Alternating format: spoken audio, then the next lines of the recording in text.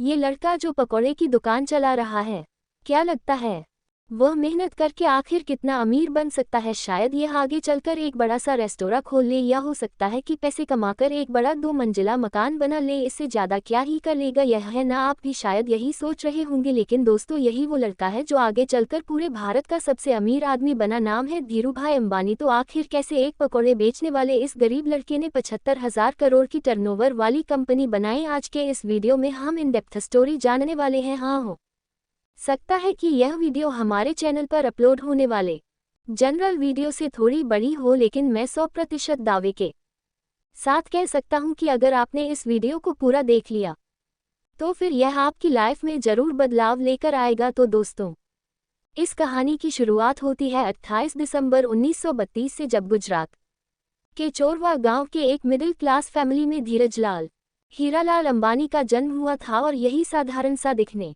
वाला लड़का आगे चलकर धीरूभाई अंबानी के नाम से फेमस हुआ। इनके पिता हीराचंद गोवर्धन भाई अंबानी गांव के ही स्कूल में बच्चों को पढ़ाने का काम करते थे। और कुछ इसी तरह से जब धीरूभाई अंबानी 5 साल के हुए तब उनका एडमिशन बहादुर खान जी स्कूल में करा दिया गया। हालांकि धीरूभाई अंबानी को पढ़ाई लिखाई से कोई खास लगाव नहीं था, फिर भी पिता के डर से ना चाहते हुए भी उन्हें स्कूल जाना ही पड़ता था, क्योंकि हीराचंद जी के कुल 5 बच्चे थे और जैसे जैसे वो बड़े हो रहे थे उन्हें स्कूल की सैलरी से घर चलाने में काफ़ी प्रॉब्लम होने लगी थी। और दोस्तों, इसी गरीबी और तंगहाली से ही परेशान होकर एक दिन धीरूभाई अंबानी ने फैसला किया कि अब वह पढ़ाई छोड़कर कोई काम करेंगे। वैसे तो बेटे के इस फैसले से हीराचंद काफ़ी नाराज हुए और उन्हें वापस स्कूल भेजने की कोशिश में लग गए, लेकिन धीरूभाई की जिद के सामने उन्होंने भी हार मान ली। अब दोस्तों, यहाँ धीरूभाई काम तो करना चाहते थे, लेकिन आखिर करे क्या, यह उन्हें समझ नहीं आ रहा था। और इस तरह से काम की तलाश में वह इधर उधर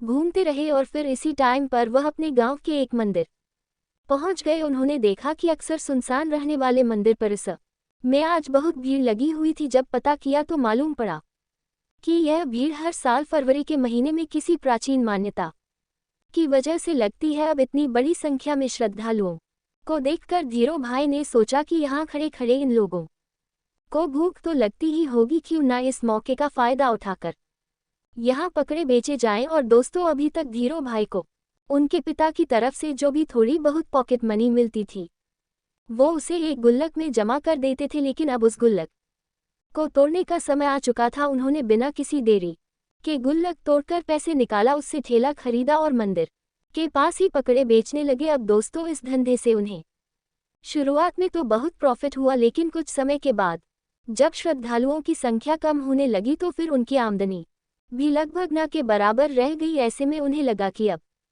यहाँ पर समय बर्बाद करने से कोई फायदा नहीं, इसीलिए उन्होंने अपना ठेला बेच दिया और सारे पैसों को बैंक में जमा करा दिया। आगे चलकर वो फिर से किसी काम की तलाश में लग गए।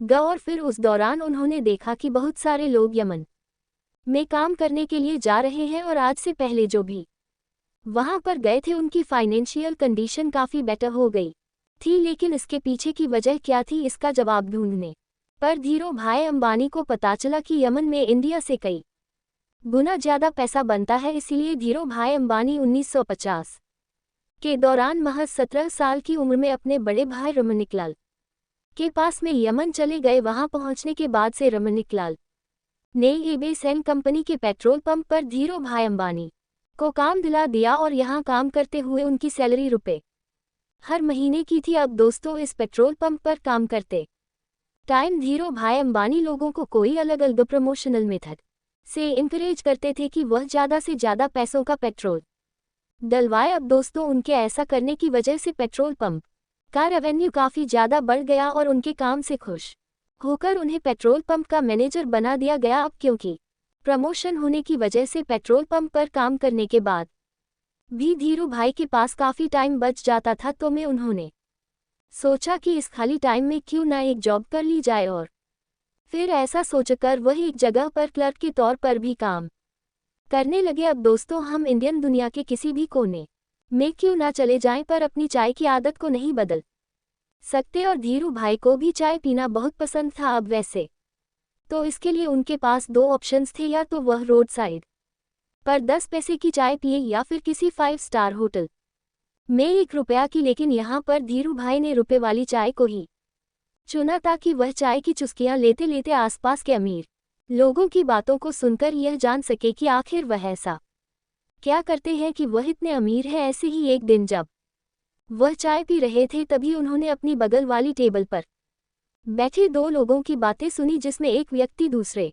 को बता रहा था कि क्या तुम्हें पता है, हमारे यमन में जो चांदी के रियाल के सिक्के चलते हैं न, उनमें लगी चांदी की कीमत इस रियाल से भी ज्यादा है, यानी कि 10 लाख रुपए की चांदी है। अगर कोई इसे पिघलाकर निकाल ले तो फिर उसके पास पैसे ही पैसे होंगे। अब वैसे तो यह अमीर लोग इस बात को बस मजाक मजाक में कर रहे थे, लेकिन धीरू भाई ने इसे सीरियसली ले लिया। उन्होंने एक मशीन खरीदी और फिर लाखों की संख्या में सिक्कों को पिघला शुरू कर दिया। जैसे जैसे धीरू भाई का ये काम आगे बढ़ा, मार्केट में सिक्कों की कमी होने लगी और गवर्नमेंट भी इस बात से परेशान थी कि आखिर यह सिक्के जा कहाँ रहे हैं। और दोस्तों, जब गवर्नमेंट ने इस बात की जांच के लिए इन्वेस्टिगेशन टीम बनाई तब धीरू भाई अंबानी का नाम सामने आया। हालांकि जब तक पुलिस उनके ठिकाने पर पहुंचती, धीरू भाई सारे पैसे इकट्ठा करके वहां से इंडिया ने चल चुके थे। ये साल था 1958 का जब धीरू भाई वापस अपने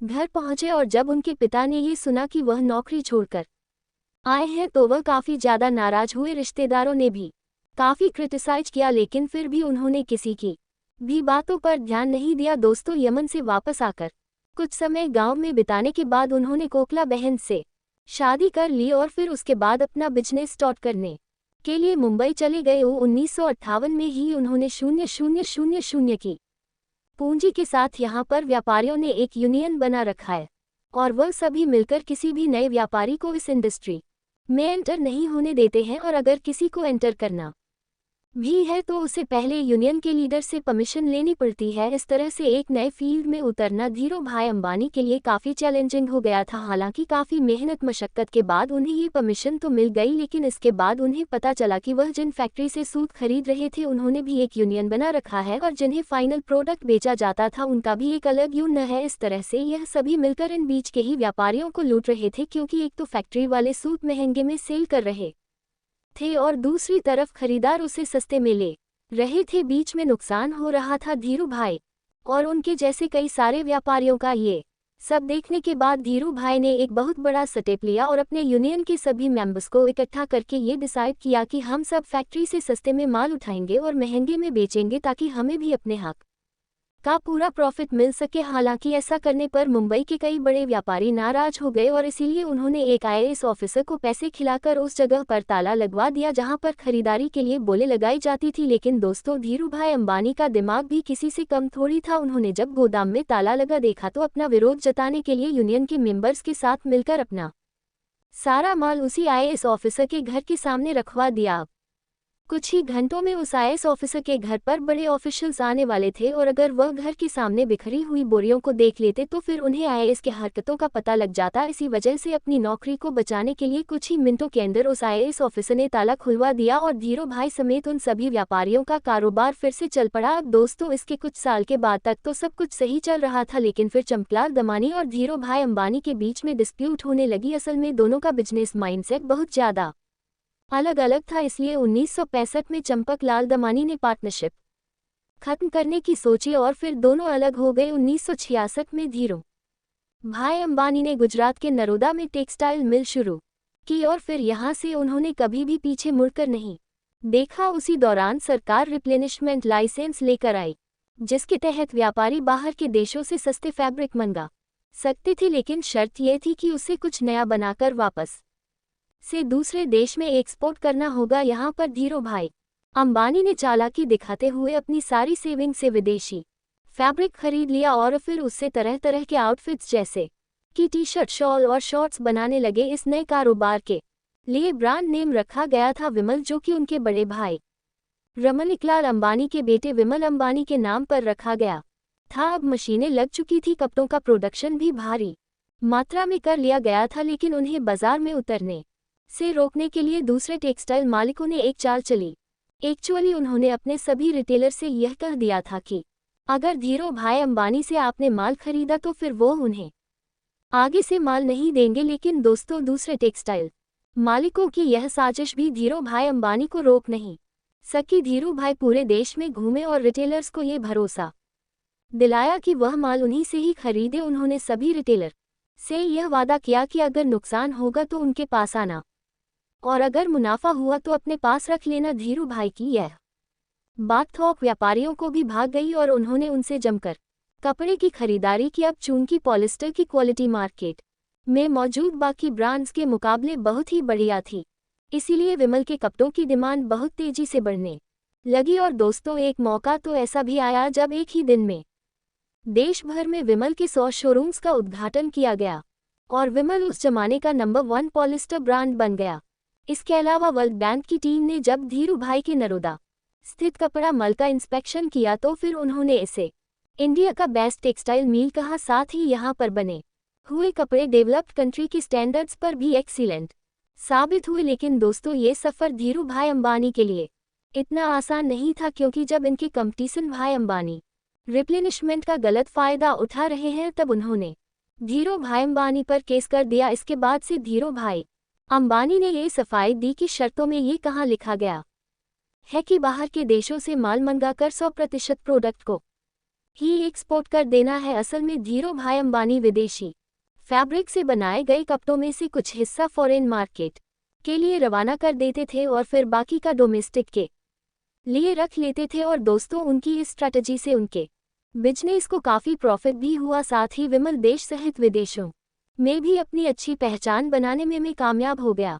इस एरिया में मिली सफलता के बाद धीरू भाई अंबानी ने धीरे धीरे कई और भी दूसरे सेक्टर्स में अपने बिजनेस को एक्सपेंड करना शुरू कर दिया। 8 मई 1973 को कंपनी का नाम रिलायंस 177 के बीच इसका एनुअल टर्नओवर करोड़ हो गया था। अब दोस्तों, आया जनवरी 1978 जब धीरू भाई अंबानी ने आज़ाद भारत का पहला आईपीओ लाने का विचार किया और फिर अपनी कंपनी को बम्बे और अहमदाबाद स्टॉक एक्सचेंज पर लिस्ट कर दिया। 10 रुपये शेयर प्राइस पर 2.8 मिलियन इक्विटी शेयर्स का आईपीओ पेश किया गया, जिस पर इन्वेस्टर्स ने जमकर भरोसा जताया और 58,000 इन्वेस्टर्स ने इसमें इन्वेस्ट किया था। इस स्टॉक से लोगों ने भरपूर प्रॉफिट कमाया और यह इतना पॉपुलर हो गया कि जब 1986 में कंपनी की एनुअल शेयर होल्डर मीटिंग रखी गई तो फिर उस टाइम पर 300 शेयर होल्डर्स उसमें शामिल हुए, जो कि इंडियन कॉर्पोरेट हिस्ट्री में एक रिकॉर्ड बन गया था। कमाल की बात तो यह थी कि उस टाइम पर बॉम्बे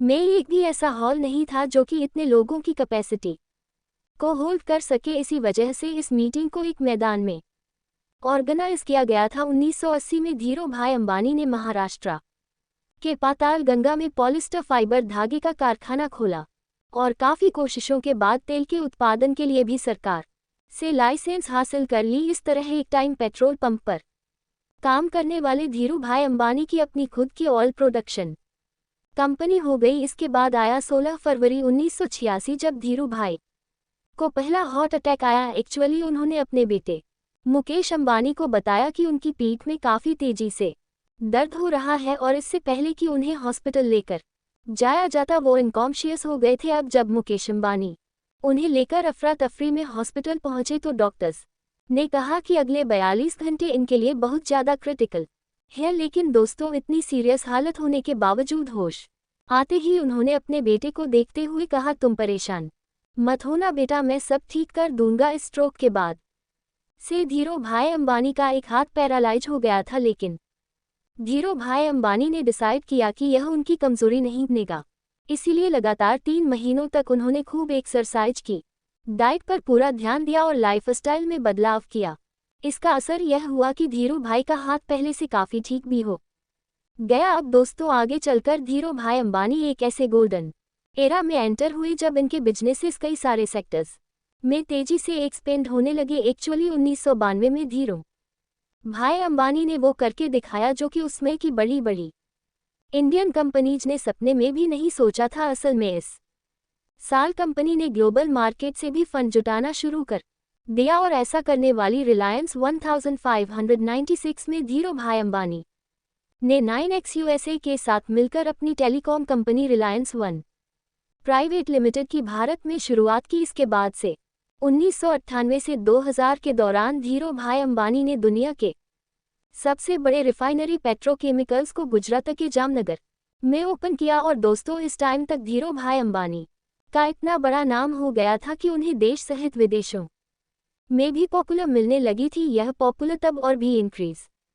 हो गई जब साल 1996, 98 और 2000 यानी कि 3 साल उन्हें एशिया वीक मैगजीन ने power 50 most powerful people in Asia की लिस्ट में शामिल किया था। ये इंडिया के लिए बहुत ही गर्व की बात थी और इससे भारत की पोटेंशियल्स के बारे में बाकी के देशों को भी अंदाजा होने लगा था। इतना ही नहीं, 15 जून 1998 को धीरू भाई अंबानी पहले इंडियन बने जिन्हें बेहतरीन लीडरशिप के लिए the Wharton school university of Pennsylvania की तरफ से डीन्स मेडल से नवाजा गया था। इसके अलावा 1999 में धीरू भाई अंबानी को बिजनेसमैन ऑफ द ईयर के अवार्ड से भी सम्मानित किया गया और 2001 में द इकोनॉमिक टाइम्स ने इन्हें लाइफ टाइम अचीवमेंट का अवार्ड दिया। और दोस्तों कहते हैं कि यह सब अवार्ड और सम्मान भले ही सिर्फ धीरू भाई अंबानी को मिले, लेकिन उनकी इस सफलता के पीछे उनकी वाइफ कोकिला बेन का भी पूरा हाथ था। एक्चुअली जब धीरू भाई अंबानी मुंबई शिफ्ट हुए थे तब उन्होंने कोकिला